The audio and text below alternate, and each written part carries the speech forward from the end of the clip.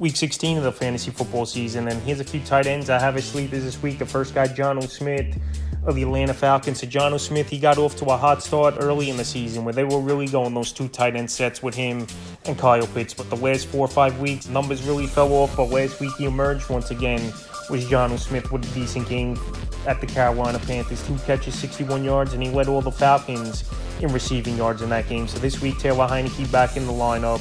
Pretty decent matchup versus the Indianapolis Colts with this Atlanta Falcon team back at home as well and not playing in a rainstorm like they did last week at the Panthers. And this week, I think Jonnu Smith with Heinicke in a quarterback can make a few plays. And Heinicke, in my opinion, is a better quarterback than Desmond Ridder in terms of getting the football down the field as well. So this week, with offense, I think, going to be rejuvenated a little bit after Desmond Ridder just couldn't get anything going. If you need tight end in deeper leagues, Jonnu Smith available still as well in 85% of fantasy leagues. The next tight end is Tana Hudson of the Cincinnati Bengals. I've mentioned Hudson a lot over the last few weeks here as a sleeper option and still out there in 95% of fantasy leagues. But the last out of 5 games, he's at 8.9 or more fantasy points in PPR leagues. So Hudson right now, him and Jake Browning obviously have a good rapport, playing with the second team in practice, all training camp, and all season until Burrow got hurt. Now it's translating on the field to the last few games for Hudson. Week 12 versus the Steelers, 4 catches, 18 yards. Week 13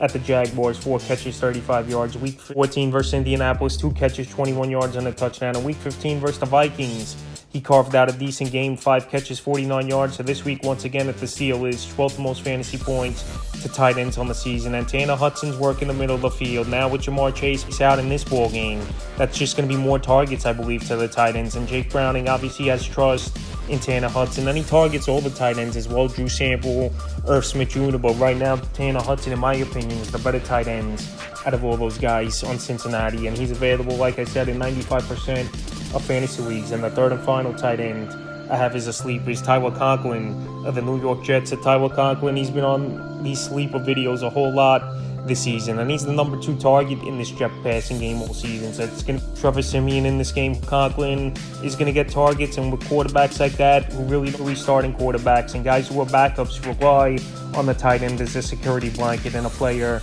and big target and short yardage. For the last few weeks here for Conlin, he's put up serviceable numbers. Week 13 versus Atlanta, 3 catches, 35 yards. Week 14 versus Houston, 4 catches, 57 yards. And Week 15 at Miami, 4 catches, 18 yards. So the targets have been there all season.